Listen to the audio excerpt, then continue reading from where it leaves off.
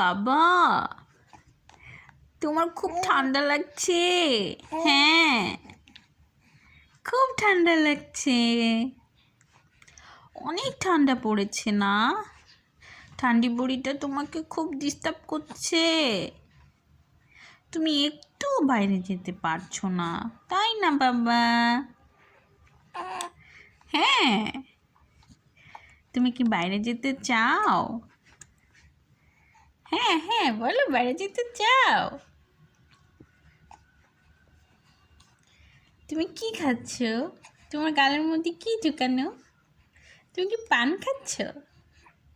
তুমি কি পান খাওয়া বুলো?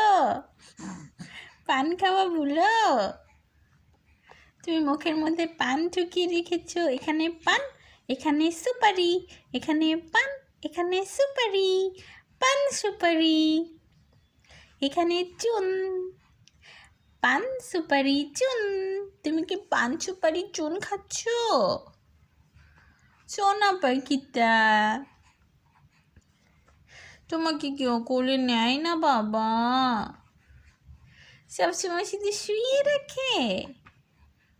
তুমি একটু কোলে উঠতে পারো না?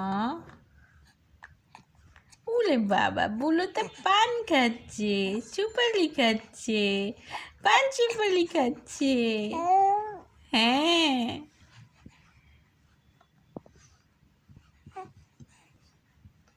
মাশাআল্লাহ বলবেন সবাই।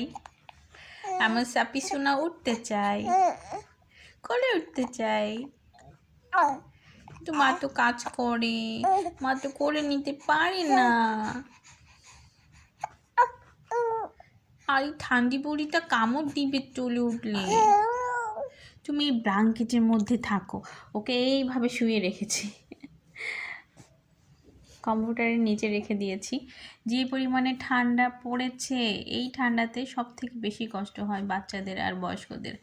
এই দুজনদের খুবই কষ্ট হয়, কারণ যে পরিমাণে ঠান্ডা, বাইরে বেরোলেই হচ্ছে মানে ঠান্ডা লেগে যাবে, জ্বর হবে, সর্দি হবে, বিভিন্ন ধরনের সমস্যা হবে। একটু বাইরে যাওয়ার জন্য আমার ছেলেটা কি করছে দেখেন। দুষ্টু পাখি, কথা বলতে চাও তুমি? তুমি গল্প করতে চাও?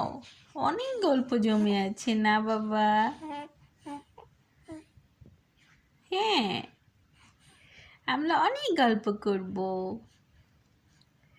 তুমি তোমার পান সুপারিটা বের করো। দেখেন কিভাবে মুখটা করে রেখেছে, মনে হচ্ছে সে বুড়োটা পান চাবাচ্ছে।